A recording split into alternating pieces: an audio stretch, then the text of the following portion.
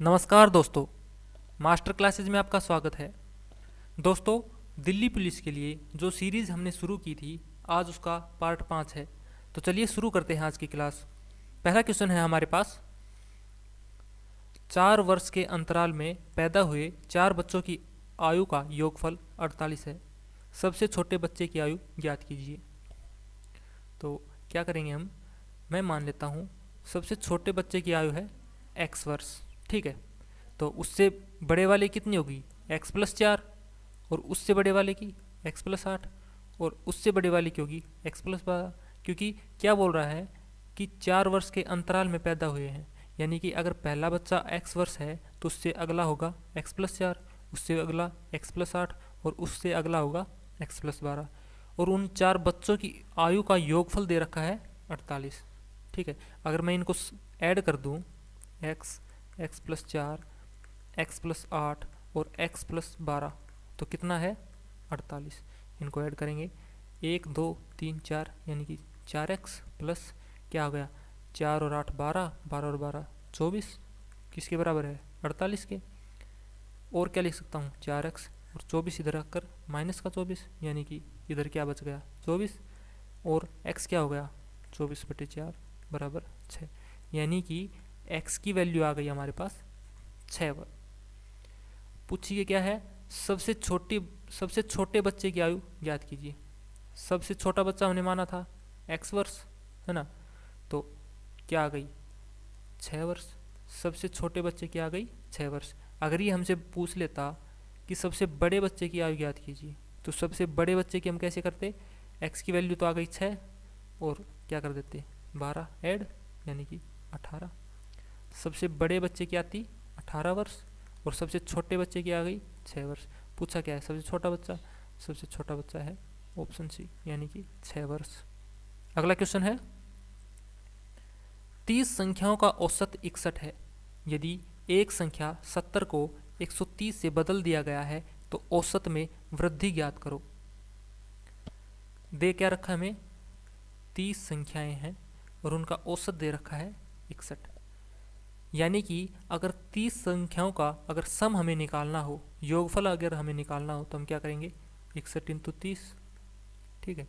यहाँ से क्या गया 0, 18, यानी कि 30 संख्याओं का जो सम है वो है हमारे पास 1830।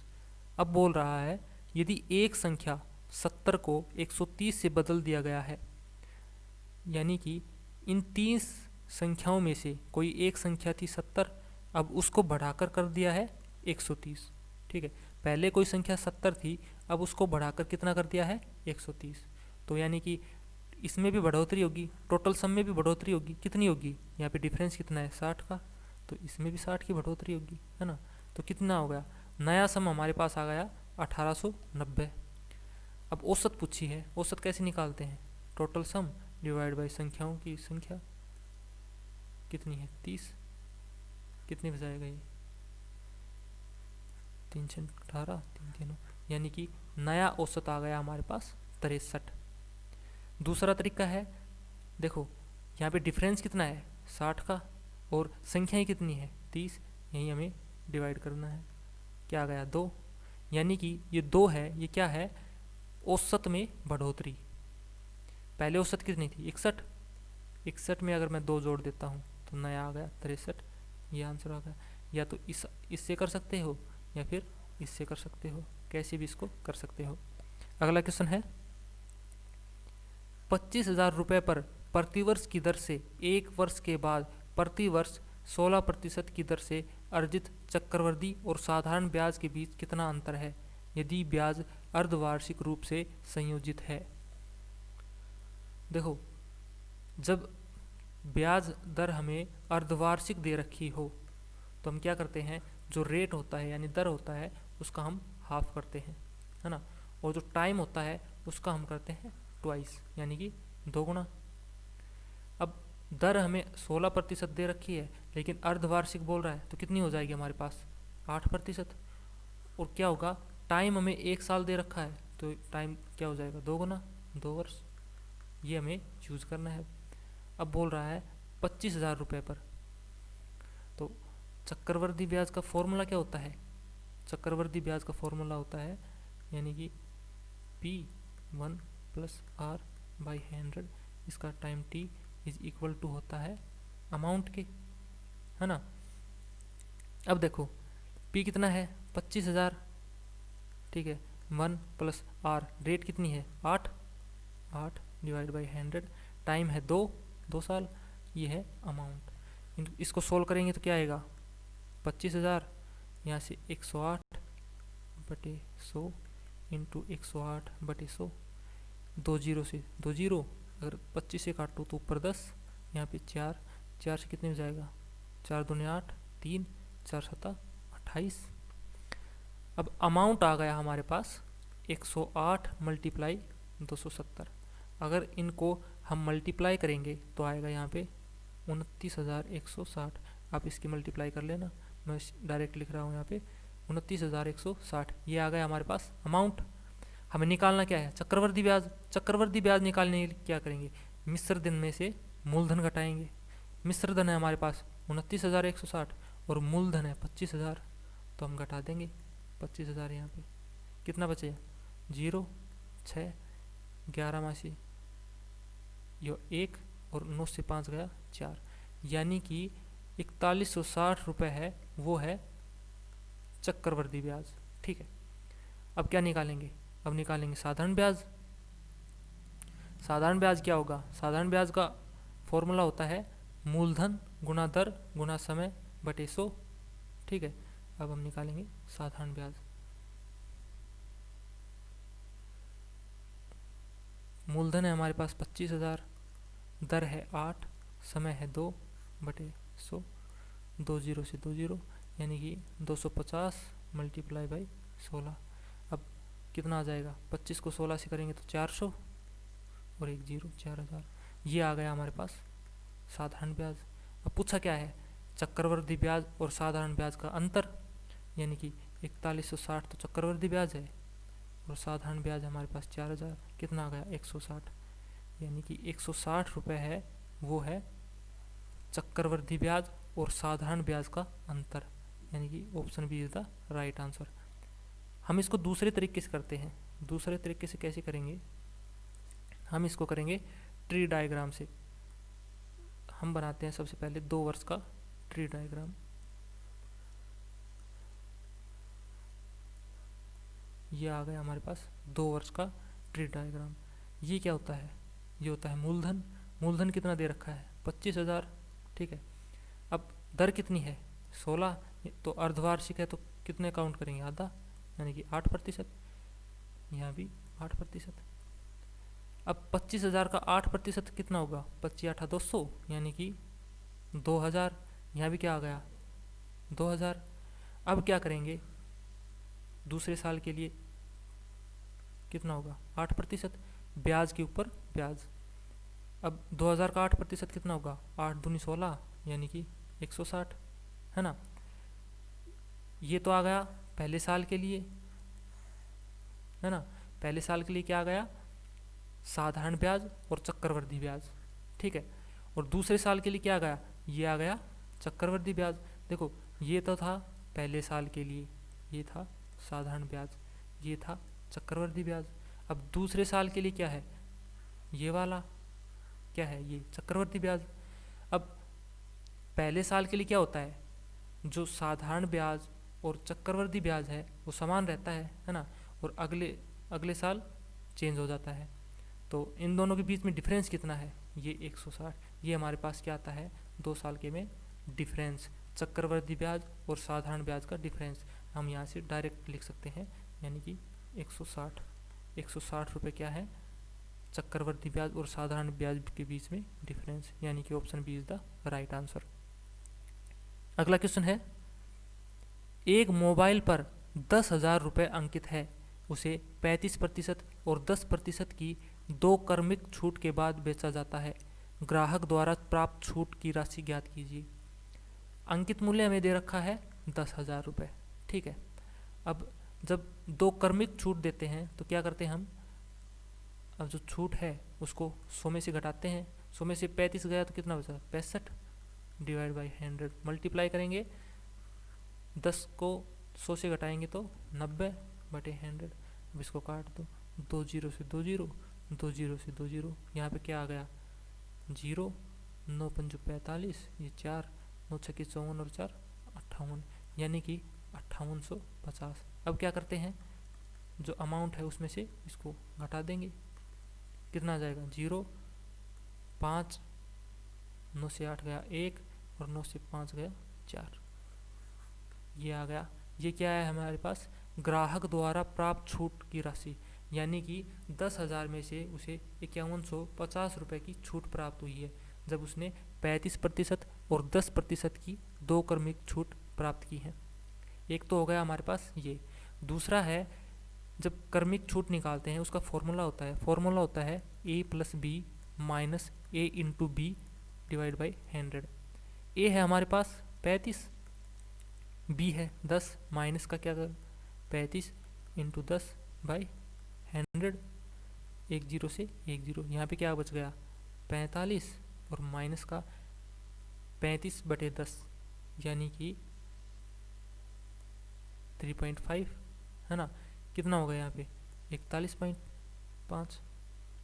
जब 45 में से 3.5 घटाएंगे क्या बचेगा 41.5, कितना आ गया प्रतिशत। अब क्या करना है, मूल्य निकालना है, तो क्या करेंगे 10,000 मल्टीप्लाई 41.5, प्रतिशत हटाने के लिए डिवाइड बाई 100 और पॉइंट हटाने के लिए क्या कर सकते हैं 1 जीरो नीचे, तो ये काट दो, 3 जीरो से 3 जीरो, एक बच गई, यहाँ क्या बच गया 415 इंटू 10 बराबर आ गया 4150 रुपये। ये हमारे पास क्या आ गई छूट की राशि। आप किसी भी तरीके से कर सकते हो। अगला क्वेश्चन है, यदि b के 40% में a का 30% जोड़ा जाता है, हमें b का 80% प्राप्त होता है, a का कितने प्रतिशत b है। दे क्या रखा है, ये दे रखा है b का 40% क्या करता है a में जोड़ा जाता है a के 30% में, तो क्या प्राप्त होता है हमें b का 80% है ना। यहाँ से हम 1 जीरो से 1 जीरो, 1 जीरो से 1 जीरो, 1 जीरो से 1 जीरो, क्या आ गया 4b/10 प्लस 3a/10 किसकी इक्वल है 8b/10। ठीक है, और क्या लिख सकता हूँ मैं 3a/10 is equal to 8b/10 minus 4b/10 है, और क्या हो गया 3a/10 इज इक्वल टू, जब बेस सेम है यानी कि हर इनका सेम है तो क्या होगा 8b माइनस 4b, यानी क्या हो गया 4b/10। क्या लिख दिया मैंने यहाँ पे 4b/10, 10 से 10 कैंसिल, यानी कि 3a है वो है 4b के इक्वल, और क्या लिखेंगे इसको a/b इज इक्वल टू 4/3। ठीक है, यानी कि a अगर हमारे पास 4 है तो b क्या है 3। मैं यहाँ लिख देता हूँ a की वैल्यू है 4 और b की वैल्यू है 3। अब ये बोल रहा है हमें a का कितने प्रतिशत b है, a का कितने प्रतिशत, a है 4, 4 का कितने प्रतिशत क्या है b, ये निकालना है। यानी कि x की वैल्यू क्या आएगी 3 मल्टीप्लाई बाई 100 डिवाइड बाई 4, 4 से काट दो, कितने में जाएगा 25 पे, 25 थी 75, यानी कि x की वैल्यू आ गई 75।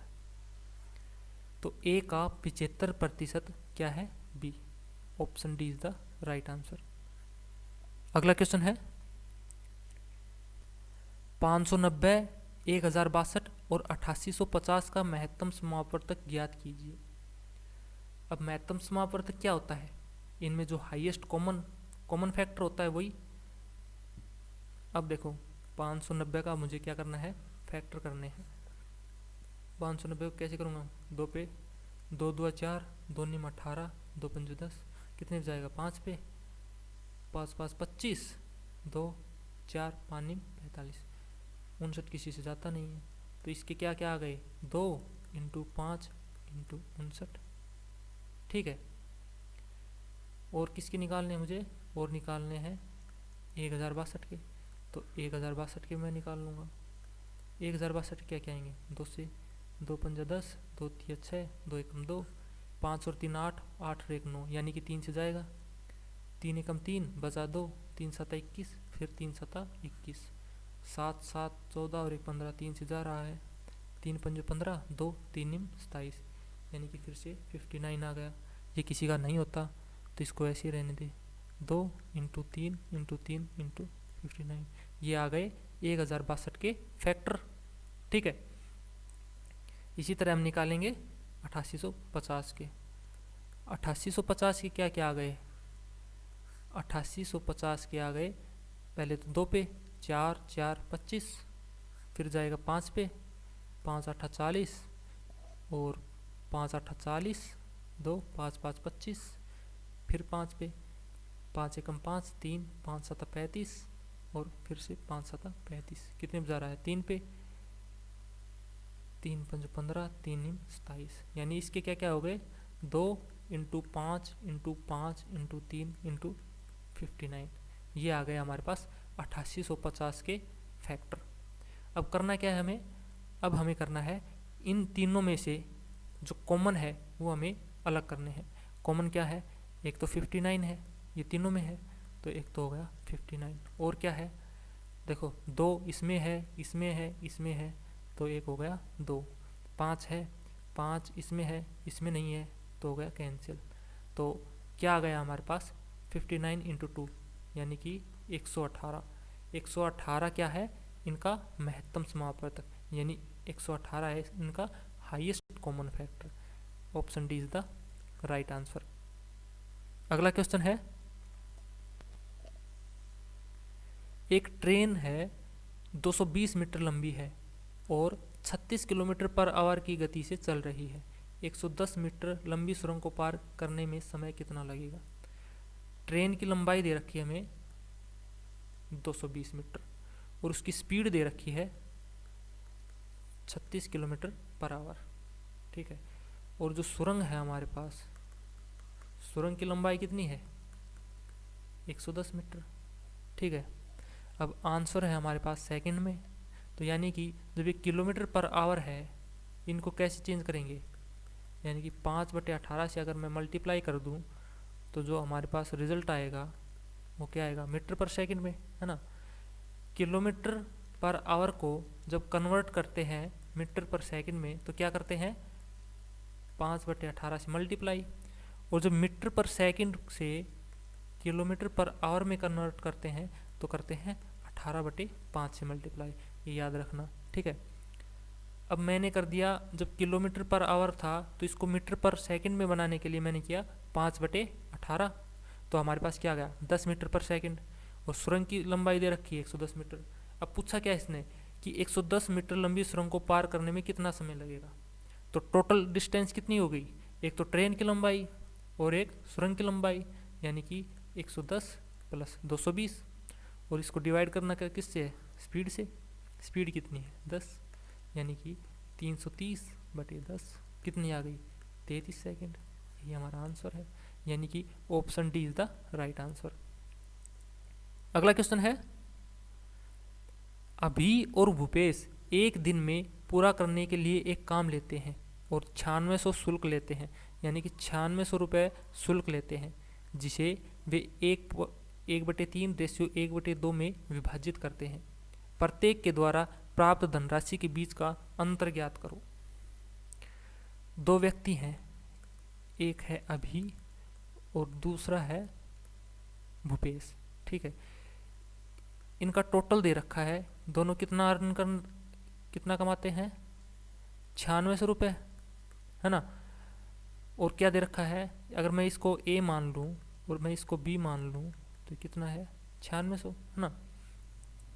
अब क्या दे रखा है इसने, इसका रेशियो दे रखा है, ए रेशियो बी दे रखा है इसने, यानी कि 1/3 और 1/2, और मैं क्या लिख सकता हूँ इसको, यानी कि 1/b लिख सकता हूँ मैं 1/3/1/2।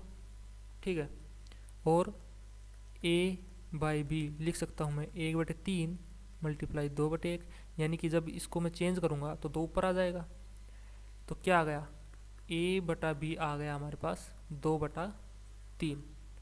ठीक है।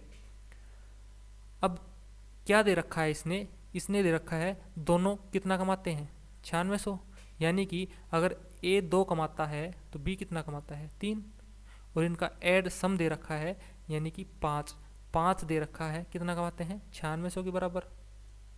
एक कितना हो गया 9600/5, और पूछा क्या है तो इनके बीच की धनराशि कितनी होगी। धनराशि कितनी है इनके पास 5, लेकिन इनका डिफरेंस कितना है। बी जब 3 कमाता है तो ए 2 कमाता है, और इनके बीच का डिफरेंस कितना है 1, तो मैं 1 से कर दूंगा मल्टीप्लाई, इसको काट देंगे 5 से, 5 एकम 5, 4, 5 निम 45, 1, 5 दूनी 10, ये 0, यानी कि उनके बीच का डिफरेंस कितना आ गया 1920 रुपये। यही हमारा आंसर है। अगर वो हमसे पूछ लेता कि अभी कितना कमाता है तो यहाँ क्या कर देते, अभी कितना कमाता है 2, तो यहाँ हम 2 से मल्टीप्लाई कर देते। अगर भूपेश के बारे में पूछ लेता तो यहाँ हम 3 से मल्टीप्लाई कर देता, लेकिन उसने डिफरेंस पूछा है तो इन दोनों के बीच का डिफरेंस कितना है 1, तो यहाँ पे 1 कर दिया। ठीक है, अगला क्वेश्चन है, यदि एक उत्पाद के क्रय मूल्य और विक्रय मूल्य का अनुपात 4:5 है तो लाभ प्रतिशत क्या है। इसने रेशियो दे रखा है क्रय मूल्य और विक्रय मूल्य का, कितना दे रखा है 4:5, यानी कि क्रय मूल्य अगर 4 रुपये है तो विक्रय मूल्य कितना है 5। अगर उसने कोई वस्तु 4 रुपये में खरीदी है तो बेच कितने में रहा है 5, यानी कि उसको लाभ कितना हो रहा है 1 का, है ना। और लाभ और हानि किस पे होती है क्रय मूल्य पे, तो क्रय मूल्य कितना है यहाँ पे 4 मल्टीप्लाई बाई 100, कितना आ गया 25, यानी कि उसको कितना हो रहा है 25% का लाभ हो रहा है। ठीक है, यानी कि option B is the right answer.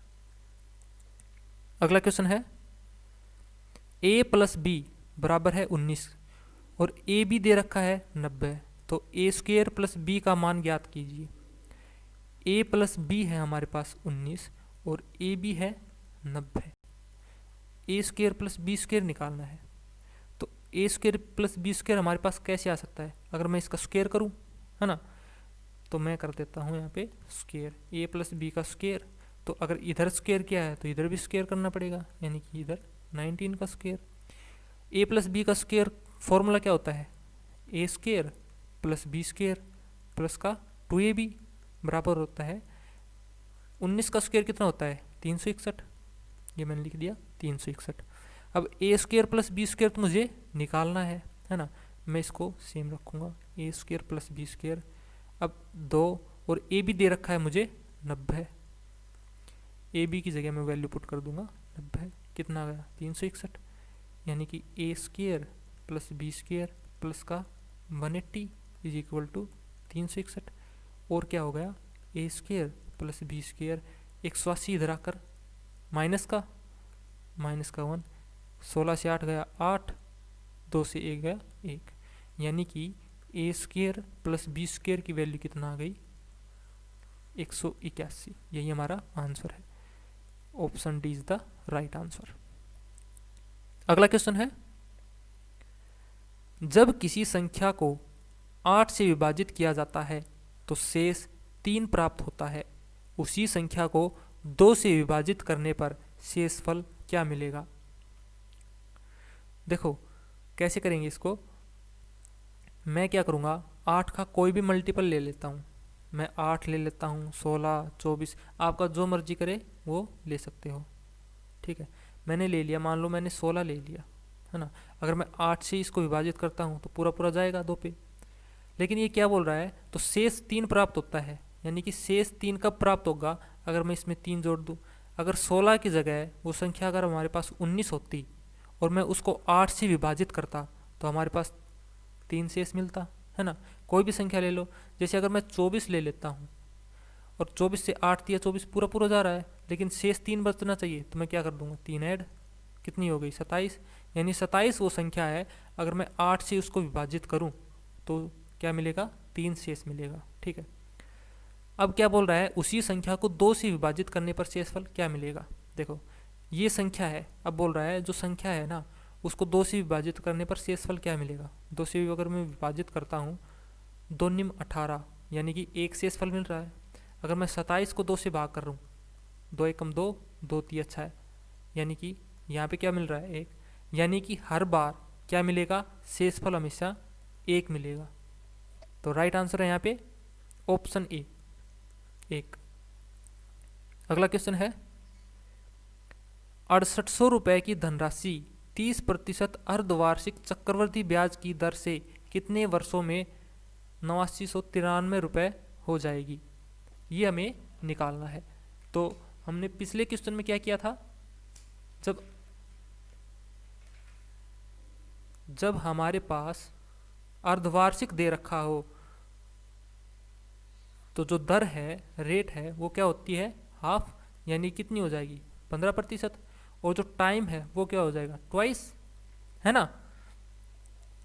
तो दर हमारे पास 15 आ गई, तो क्या, और चक्रवृद्धि ब्याज का फॉर्मूला क्या होता है, चक्रवृद्धि ब्याज का होता है मूलधन 1 प्लस रेट बाय 100, यहाँ पे टाइम बराबर होता है मिश्र धन।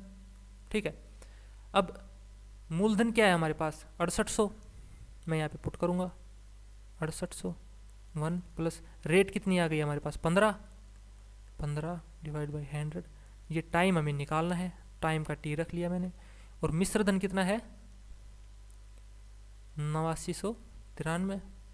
ठीक है, अब देखो ये अगर मैं इसको काटूँ 5 तिया 15, ये गया 20 पे। ठीक है, यानी कि और 6800 को मैं इधर ला सकता हूँ, तो इधर क्या बचेगा 1 प्लस 3/20 इसकी पावर टी बराबर हो गई 8993 डिवाइड बाई 6800। ठीक है, और क्या लिख सकता हूँ, इसको अगर मैं सिंप्लीफाई करूँगा तो ये 23/20 हो गया इसका टाइम टी, और ये हो गया 8993 डिवाइड बाई 6800। अब ये किस पे जाके कट रहा है, किसी से कट रहा है ये, यानी कि ये किस पे कटेगा 17 से कट जाएगा, 17 चौक 68, ये 400 बच गए, 17 5 85, यहाँ पे 4 बच गया, है ना। ये फिर जाएगा 17 दूनी 34, ये 5 और 1, ये जाएगा 17 निम 153, यानी कि 17 से ये पूरा पूरा कट रहा है। तो ये किसके बराबर आ रहा है 23/20, इसका है टाइम टी, ये आ गया 529/400।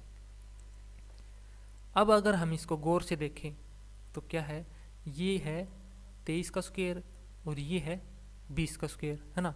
मैं इसको क्या लिख सकता हूँ 23/20, ये टी है, और मैं लिख सकता हूँ 23/20 इसका स्क्वायर। जब बेस यहाँ पे सेम है तो पावर्स क्या होंगी, पावर भी सेम, है ना। टी यहाँ से हमारे पास क्या आ गया 2, लेकिन हमने क्या लिया था शुरू में, टाइम को 2 गुना लिया था, क्योंकि जब अर्धवार्षिक थी चक्रवृद्धि ब्याज, है ना। तो अब क्या होगा, अब हमें 2 से डिवाइड करना पड़ेगा, तो क्या आ गया t इज इक्वल टू 1, यानी कि t है वो 1 वर्ष आएगा। राइट आंसर हमारा ऑप्शन डी 1 वर्ष। अगला क्वेश्चन है 1 3 5 7 प्लस डॉट से n पदों तक का योग क्या होगा। ये दे रखा है हमारे पास 1 प्लस 3 प्लस 5 प्लस 7 ऐसे करते हुए n पदों तक, है ना। अगर हम देखें इसे तो ये किस में है, एपी में, यानी कि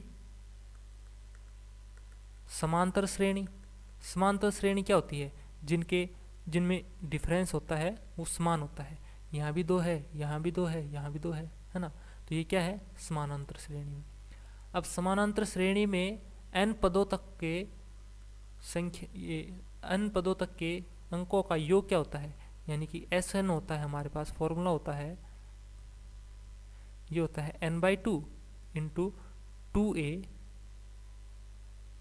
फिर से लिखता हूँ इसको, ये होता है n/2 into 2a plus n-1 into D, ये होता है हमारे पास फॉर्मूला।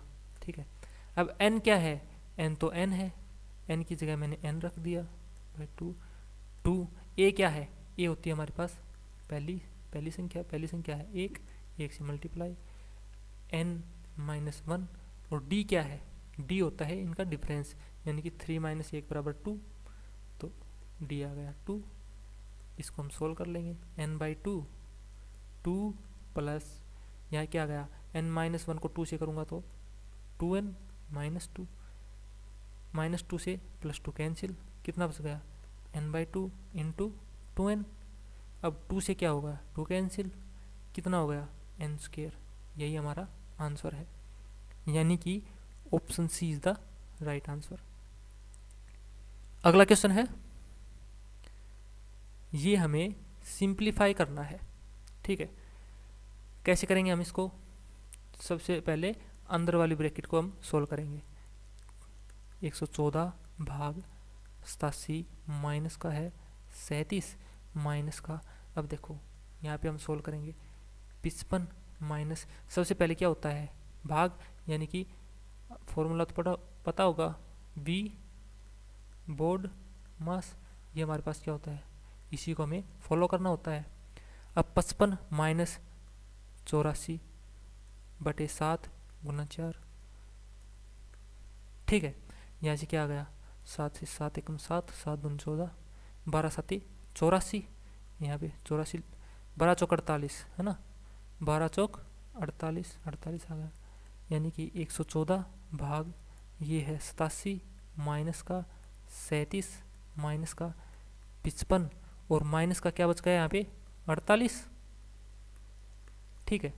अब क्या होगा 114 भाग 87 माइनस का 37 माइनस, अब 55 से मैं 48 घटाऊंगा तो कितना आएगा, 15 से 8 गया 7, है ना।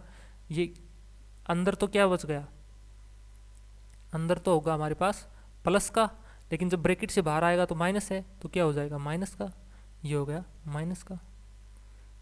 और क्या होगा 114 ये 87 माइनस का 37 से 7 गया तो बचा 30, लेकिन माइनस है तो माइनस का 30, है ना। और क्या हो गया 114 भाग 87 से 30 गया तो कितना बचा 57, और 114/57 कितने जा रहा है ये 2 पे, यही हमारा आंसर है, यानी कि option D is the right answer. अगला क्वेश्चन है,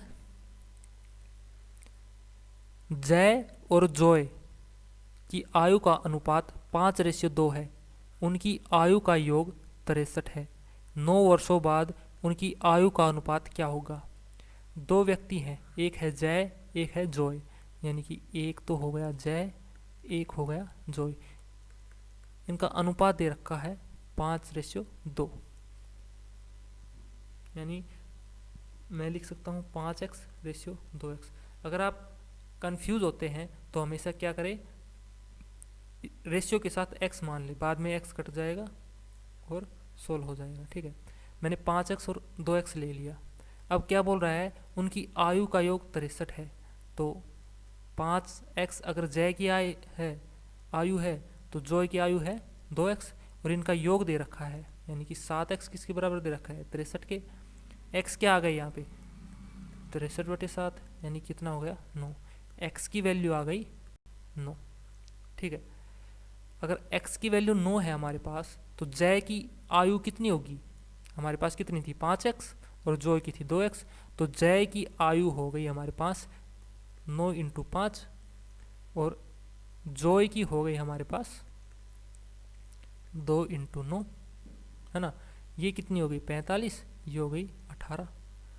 जय की आयु हो गई 45 और जॉय की हो गई 18। अब बोल रहा है 9 वर्षों बाद उनकी आयु का योग अनुपात क्या होगा, 9 वर्षों बाद, यानी कि प्रेजेंट में अगर जय 45 का है तो 9 वर्षों बाद कितना होगा 45 + 9, और जॉय कितना होगा 18 + 9, है ना। 45 और 9 कितना हो गया 54, और ये कितना हो गया 27। इनके बीच का रेशियो पूछा है जय और जॉय का 27, यानी कि 1 पे ये गया 2 पे, यानी कितना आ गया 2:1, यही हमारा आंसर है, यानी कि option B is the right answer. दोस्तों, चैनल को सब्सक्राइब करने के साथ साथ बेल आइकन को ज़रूर प्रेस करें, ताकि आगे की जो भी हमारी वीडियोज़ होगी उनका नोटिफिकेशन आप तक पहुंच सके। Thank you.